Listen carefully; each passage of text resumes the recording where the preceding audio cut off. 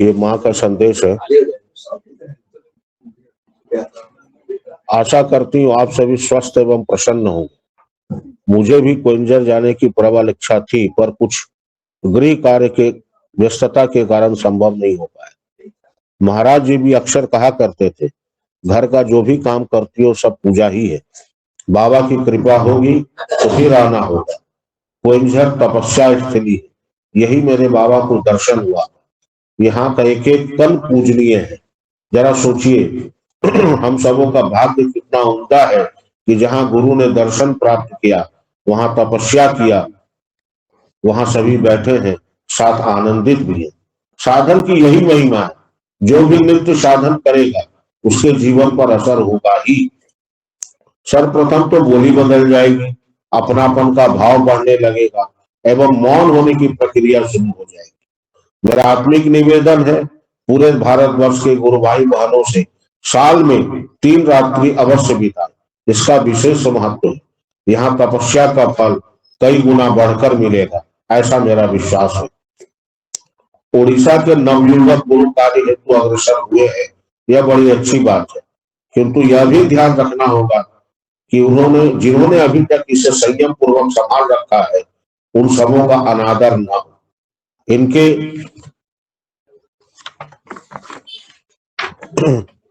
पास समर्पण के साथ अनुभव भी है।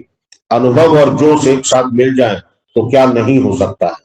आवश्यकता है निरंतरता की, विश्वास की और पूर्ण समर्पण की। ये कभी ना देखें कि किसने क्या नहीं किया, बल्कि ये देखें कि मैं क्या कर सकता हूँ और क्या कर पाया। यहाँ का नव निर्माण महाराज जी की कृपा से ही संभव हो पाया। मैंने जब पूछा कि आप इतना भव्य निर्माण क्यों करवा रहे हैं, तो महाराज जी ने कहा था, यहाँ भविष्य में बहुत गुरु भाई बहने आएंगे, उन्हें कोई कष्ट ना हो, घर की अनुभूति हो। जरा सोचिए कितनी दूर की सोच। उड़ीसा संघ अपना रंग रख रखाव स्वयं अपने स्रोत से कर रहे हैं, लेकिन यदि थोड़ा थोड़ा योगदान सभी करें तो यह और भव्य बन जाएगा। महाराज जी ने दाम की महिमा कई बार बताई है। गुरुग्राम स्थित अन्न क्षेत्र हो या देव सेवा, इसके लिए एक सिक्का प्रतिदिन निकालें। इससे मिलने वाले पुण्य के भागी हम सभी होंगे। करुणा में बाबा की सोच कहाँ तक है, इसकी कल्पना सामान्य मनुष्य नहीं कर सकता। छोटे कदमों से ही बड़ी दूरियां नापी जाती है। आवश्यकता है लगे रहने की। कोई ये ना सोचे कि मैं कितना खर्च करके आया, कितना काम छोड़ करके आया। सिर्फ इतना विचार करें, जब यहाँ बाबा आए थे तो कितनी सुविधाएं थी, कौन सी गाड़ी थी। अगर ये विचार हो जाए तो अपनी असुविधा छोटी लगने लगेगी। मनुष्य का दिमाग या तो ऊपर जाएगा या नीचे, स्थिर रहना इसका स्वभाव ही नहीं है। अतः ये सकारात्मक विचार ही करे, इसके लिए संघ से जुड़कर रहना होगा। कोई बोलेगा तब जाएंगे, ऐसा विचार रखने वाले प्राणी कुछ समय तक ही रहेंगे। अंत तक वही रह पाएगा जिसके मन में मैं कुछ नहीं का विचार। नियमित साधन, स्वाध्याय, चिंतन, माता पिता एवं अतिथि सेवा से ही गुरु तत्व की प्राप्ति संभव है, और ये तीनों चीजें हमारे घर में मौजूद हैं। अतः सभी मिलकर यही निवेदन करें कि मुझको शरण में लगाए रखना, भूल जाना नहीं अपनाए रखना। सभी भगवत मुखी बने, गुरु पथगामी बने। जय गुरु माँ। एक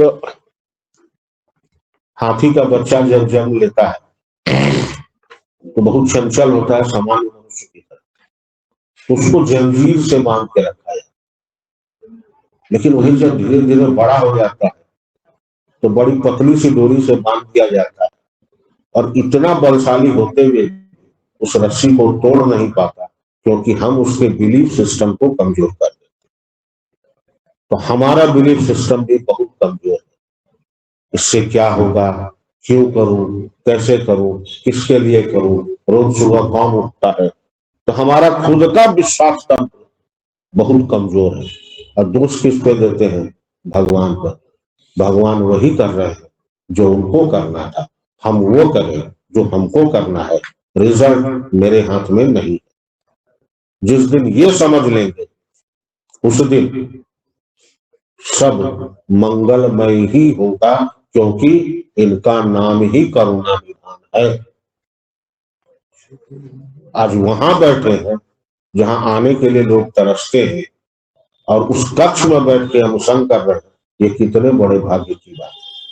हमारा भाग्य प्रस्फुटित हुआ है, हम सबों का भाग्य उदय हुआ है। यहाँ बैठ के साधन किए, थोड़ी देर ही किए, लेकिन किए। इसका महत्व क्या है? जब आंख बंद करके अकेले बैठेंगे एकांत में, तब समझ में आए। अपने विश्वास को बनाए रखने के लिए रिजल्ट को देखना छोड़ना, इसका परिणाम क्या होगा? अरे आप पढ़िए तो सही, मन से पढ़िएगा, उत्तीर्ण होना ही है। अच्छे नंबर आएंगे, उस जगह पहुंचेंगे जिसकी कल्पना आप नहीं कर सकते। लेकिन हम लोग रिजल्ट को ध्यान में रखते हैं, प्रयास कम हो जाता है। इतना लंबा कौन चलेगा? अंतिम कदम तो कोई भी उठा लेगा, जरूरत है पहला कदम उठाने की। जो पहला उठा लिया वो अंतिम भी उठा लेगा। निकल तो पड़िए। आखिर इस क्रिया में कुछ तो बात है जो लाहड़ी महाशय, बाबा जी महाराज, सन्याल बाबा, तिवारी बाबा, महाराज जी और भी ना जाने अनगिनत साधु संत इस रास्ते पे पागल क्यों हो। कुछ तो मिला, वो ऐसा आनंद मिला जो कभी समाप्त नहीं हो सकता। एक कपड़ा खरीदिए तो एक आध दिन की खुशी होती है, एक जूता खरीदिए तो कुछ महीनों की खुशी होती है, एक सिनेमा देख लीजिए कुछ घंटों की खुशी होती है। लेकिन निरंतर खुश रहना है तो भगवत भगवत ये आपको अंदर से प्रफुल्लित कर देगा। यार इस बात की गारंटी है कि जो अंदर से खुश हो गया उसको फिर कोई दुखी बाहरी तो कर ही नहीं सकता। करना क्या है? एक दिनचर्या बनानी है और बिना कुछ बोले लग जाना है। क्या हो रहा है? क्योंकि प्रारब्ध और मृत्यु निश्चित है। ठाकुर तो गोद में उठाने के लिए बेचैन बैठे हैं। कोई हाथ बाहें फैला के तो देखे, कोई उनके तरफ दौड़ के चले तो सही। अरे प्रहलाद को अग्नि नहीं जला सकी, तलवार नहीं काट सका, कोई कहानी नहीं है। कोई करके देखे कैसे बचा लेते हैं। हम लोग सशंकित है, मैं कर रहा हूं। अरे तुम्हारे भाग्य में था इसलिए हो रहा। करता करी न कर सके, गुरु करे सो हो। उनसे बड़ा इस संसार में है क्या? शिव पुराण में पढ़े कि महादेव तक बोले हैं कि मेरा अपमान करोगे तो गुरु बचा लेगा, लेकिन गुरु का अपमान करोगे तो मुझ में भी वो ताकत नहीं है कि मैं बचा सकूं। तो सोचिए गुरु की महिमा कहां तक। मतलब गुरु भी साक्षात शिव स्वरूप है, शिव ही है। एक पूजा कीजिए, गुरु पूजा, सब देवता प्रसन्न। पांडुरंग कभी भगवान को अगरबत्ती नहीं दिखाया, माता पिता की सेवा करते थे, और साक्षात श्री हरि को उनके दरवाजे पर अपना विग्रह रूप छोड़ना पड़ा। सोचिए उस व्यक्ति की सेवा में क्या भाव था कि भगवान भी रीझ गए। उन्होंने बैठने के लिए ईटा दे दिया, और महाराष्ट्र में ईटा को विट्ठल कहते, इसीलिए विट्ठल देव हो गए। एक ईटा पर आज भी बैठे। तो क्या हमारे अंदर वो भाव नहीं आ सकता? हमारे माता पिता ने, गार्जियन ने हम लोग को लालन पालन में कितना कष्ट उठाया है, उसका अगर एक एकांश भी आ जाए तो जीवन धन्य हो जाएगा। तो ये कलयुग है, इसके बाद कोई युग नहीं है। तो जीवन कर्म का जो बैलेंस शीट है यही बन के भोगना पड़ेगा, डेबिट या क्रेडिट दोनों भोगना यही है। तो हम लोग आज सुधारें, आज सुधारेंगे तो कल हमारा बन जाएगा, और हमको देख के हमारे बच्चे सीखेंगे। इसलिए मेरा सबसे एक ही अनुरोध है कि जितने भी स्थान हम लोग के संघ के हैं वहां जाइए, एक दिन 2 दिन 3 रात से दिखाइए। जरा सोशल मीडिया और वो से डिटैच हो जाइए, बंद कर दीजिए 3 दिन। देखिए कौन फोन करता, कोई नहीं करेगा। आपको लगता है कि हम बेचैन, आपके लिए कोई बेचैन नहीं है। आप भगवान के लिए बेचैन हो जाइए, आपके लिए दुनिया बेचैन हो जाएगी। मेरा विनती है, साधन कीजिए, लगे रहिए, और बोलिए जय गुरु जय, बोलिए जय गुरु जय।